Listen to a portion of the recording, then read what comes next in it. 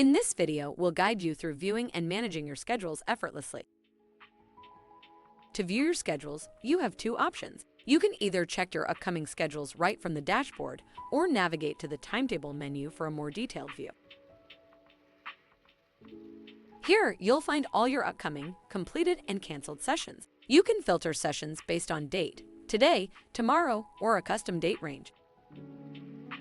On the right-hand side, you'll see the details of each session. You can edit or cancel a session if needed.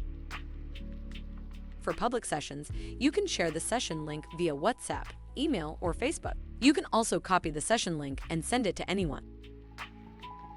Once a session is due, the Start button will be enabled. Click on it to start the session.